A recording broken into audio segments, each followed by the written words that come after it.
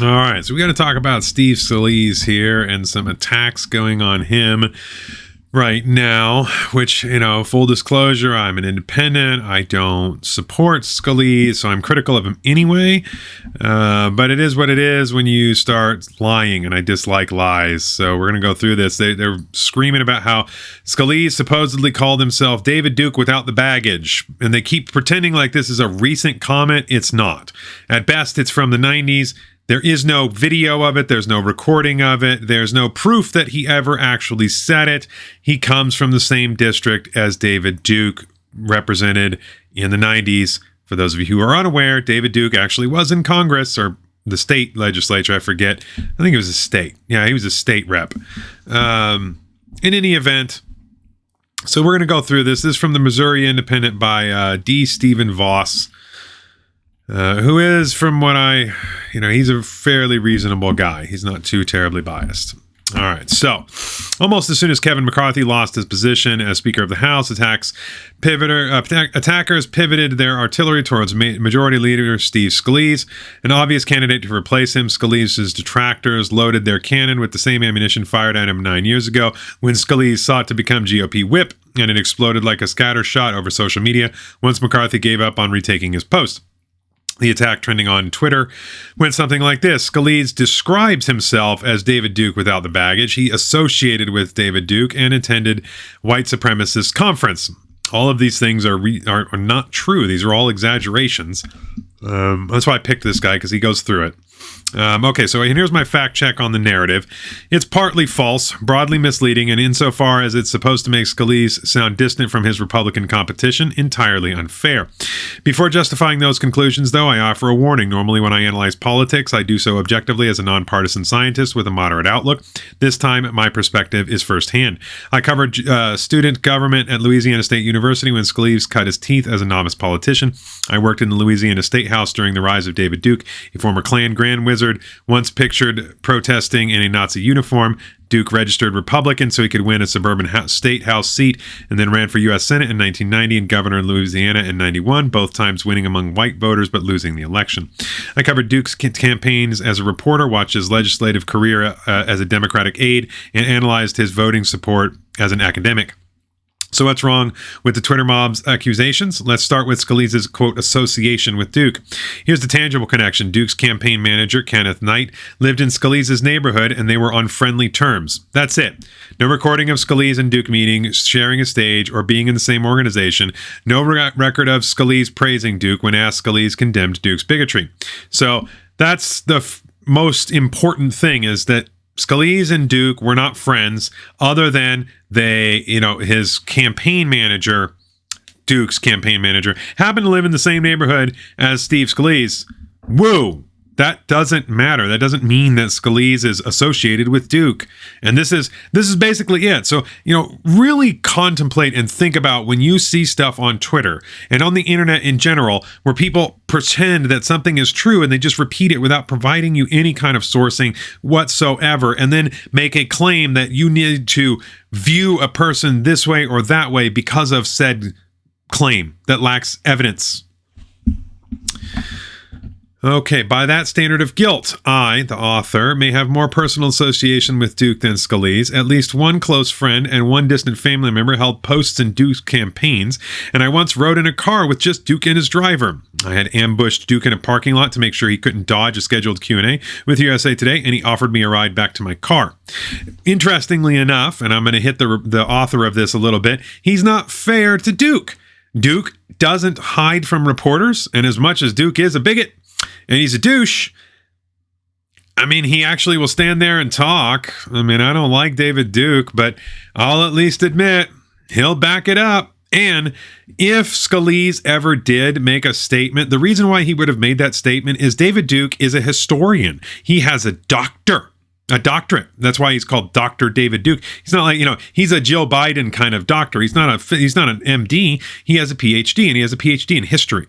So when Duke talks about things and this is why Duke was successful in his campaign runs, is he's not a fool. And his rhetoric, as long as you don't know he's a racist, he sounds like a reasonable dude. It's when you listen to him talk about the Jews, that's when you know he's crazy as hell. And it's like, oh yeah, Got it. Okay. Bye-bye, Grandpa. It's just one of those things. I mean, he's an old man. You just gotta let it go, you know? That's why he lost. It's because everybody's like, yeah, he's a racist, so we don't vote for him. All right. Okay, so those indirect ties didn't stop me from infuriating Duke's inner circle, though, struggling to capture the fascist overtones of Duke's campaign launch with the full-throated chant of Duke, Duke, Duke coming from a massive arena crowd. I fixed on the music playing when the candidate emerged on stage, pointing out that the composer, Richard Strauss, held a position under the Third Reich. It was perhaps an unfair dig. Americans know the tune is 2001, a Space Odyssey theme. Yeah, that's another one of those things. Who cares? I don't care about any German music. There's a whole bunch of people that worked underneath the Third Reich that had no option to do so, and they created old culture, content, things like that. You can't fault them for that. What about Scalise's alleged appearance at a racist conference organized by Knight? Duke's campaign manager, the same guy treated as credible when describing their friendship, suddenly becomes untrustworthy when denying this allegation. Knight, corroborated by his ex-girlfriend, says Scalise appeared at an unconnected neighborhood association meeting earlier in the day. In other words, nothing. Big fat nothing burger. Who's considered more believable than the conference organizer on this question? An author for the Klan-affiliated Stormfront, writing under a pseudonym, whose piece called Scalise's presentation part of the conference. Not even this disreputable character, though, managed to dredge much racialist content from the legislator's policy talk, making the accusations, quote, mostly true, gets weirdly convoluted. Scalise is accepted as shady acquaintance's invitation to speak briefly about domestic policy before a civic association in a hotel that he should have known would host a white supremacist conference later that day. In other words, unrelated event, and then the white supremacists are there later in the day, and somehow you're going to say he's there. Come on. Lacks zing, but it's a story reputable news outlets have reported, which again, it seems, for people on the left, that's enough. Oh, he was at a hotel that several hours later and he wasn't there, hosted a white supremacist rally. He must be a white supremacist.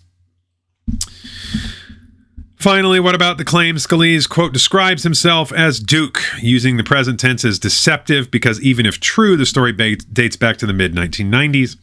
The charge is that young Scalise described his platform as similar to Duke's during a personal conversation, remember that, personal conversation, with fellow LSU alum Stephanie Grace. Grace, a reporter, apparently neither recorded nor published the statement.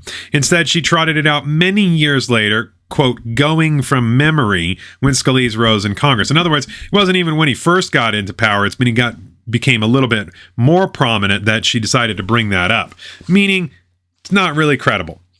I knew Stephanie and don't question her truthfulness, but the phrase is a distant recollection from a novice reporter, one horrified by Duke.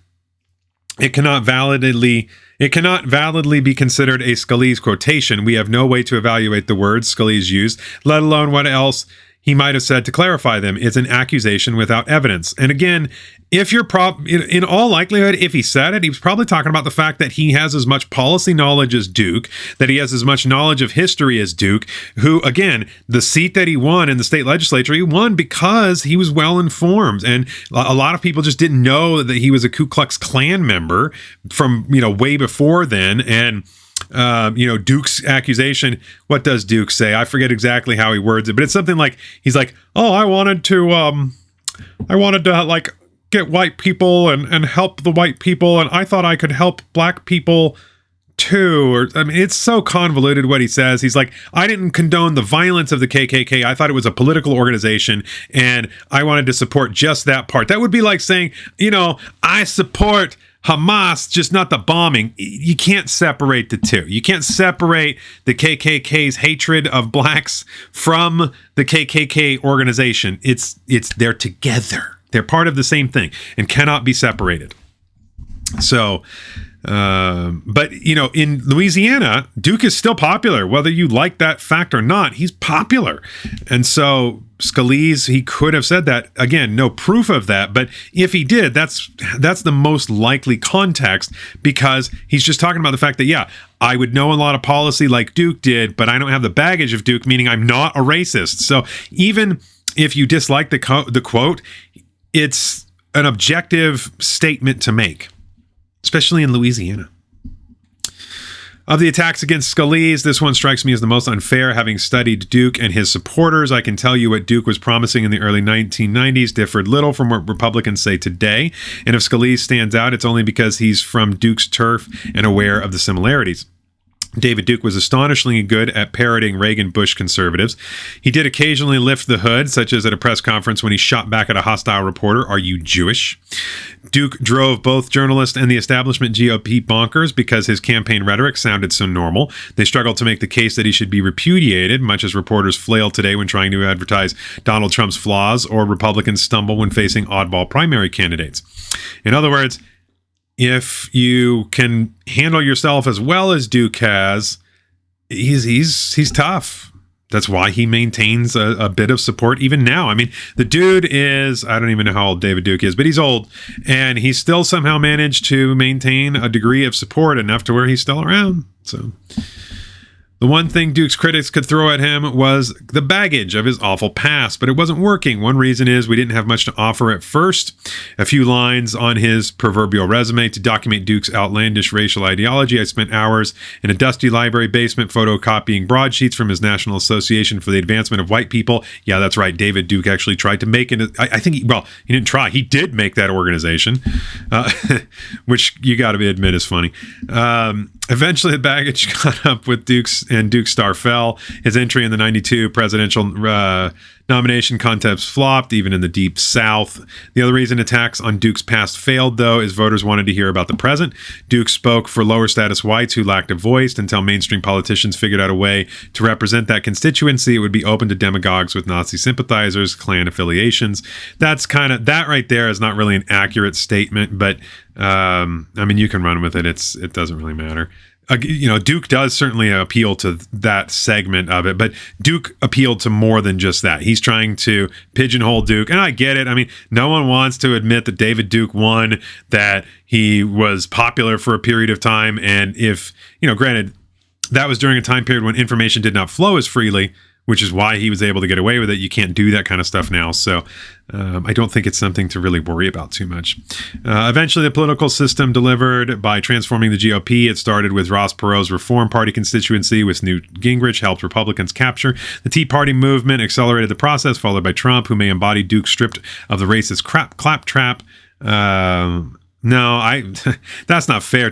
If you want to be objective here, Duke is far more reserved than Trump in terms of his rhetoric. Like, Duke knows the consequences of things, and he would, as the reporter mentioned, he did lose it from time to time. Like, he would snap at people and say, "Are you Jewish?" And that's kind of how people did catch on to him. But as far as like being in control of himself, Duke is fairly good at that. Like, you have to admit that was something he excelled at. Again, that's how he managed to do it. The post-Trump GOP now dominates among those alienated middle-class workers while bleeding educated suburbanites, which, again, that kind of shows where the populist movement has gone. That's because the Democrats are the party of the elites. The Democrats are the party of the corporations. I mean, you think about it, Apple, Google, Amazon, Facebook, Microsoft, those are the 5 largest corporations that exist. They all lean hard left. I mean, the left is the party of big business. The latest incarnation of the Trump-era Republicans is in the Congressional Freedom Caucus, some of whom helped pull down McCarthy. Ironically, the founding chair of that group was not Scalise, but his Trump-endorsed rival for Speaker Jim Jordan. Given the current state of GOP, exactly what sin did Scalise commit? He was having the wisdom to sense and the foolishness to articulate in an unguarded interview where his party was headed. So, and this commentary originally appeared in the Kentucky Lantern, just to be clear, because I pulled it from the Missouri Independent. But so, one of these, this looks like just kind of a baseless attack against Scalise. I don't like the guy, but at least don't lie. There's no reason to make stuff up. Just tell the truth, be honest, let the chips fall where they may. Pretty simple.